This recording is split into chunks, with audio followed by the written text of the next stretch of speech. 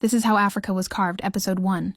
Before colonization is discussed, one assumption must be examined: the idea that Africa was behind. History does not support that claim. Africa was not behind. It was pushed. Long before European conquest, Africa was already developing on its own terms. The continent was not isolated. It was connected. Trade routes crossed the Sahara, linked the Indian Ocean, moving goods, people, and ideas across vast distances. West African gold entered global markets centuries before colonization. Salt, textiles, and knowledge moved through organized trade networks. African merchants negotiated prices, treaties, and partnerships. This was structured economic activity, not randomness. Africa also had centers of learning. In Timbuktu, scholars studied law, mathematics, medicine, and astronomy. Manuscripts were written, copied, and preserved. Knowledge was valued and protected. Empires like Mali and Songhai governed large territories using taxation, law, and diplomatic systems. The Kingdom of Benin built planned cities and produced bronze art using advanced techniques. The Kingdom of Congo engaged in formal diplomacy with foreign states as a recognized political entity. Ethiopia maintained state institutions, literacy, and political continuity for centuries. Africa was not a single civilization.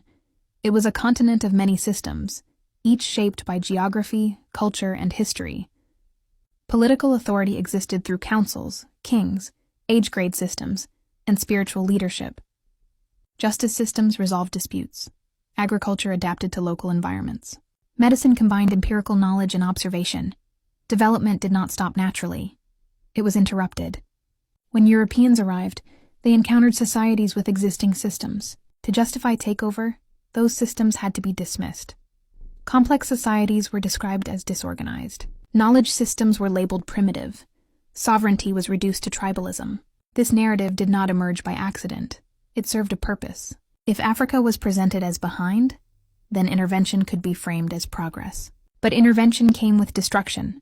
Existing political structures were dismantled. Economic systems were redirected outward. Social cohesion was fractured. Colonization did not begin development. It redirected it. History often asks why Africa faces economic and political challenges today. A more accurate question is what happens when centuries of independent development are interrupted, extracted from, and reshaped for external benefit. This raises a question that history rarely pauses to consider. Was there a need to dismantle functioning societies, disrupt economies, and destroy lives in the name of advancement? In the next episode, we examine the civilizations that existed before colonization and why their stories were pushed to the margins of history.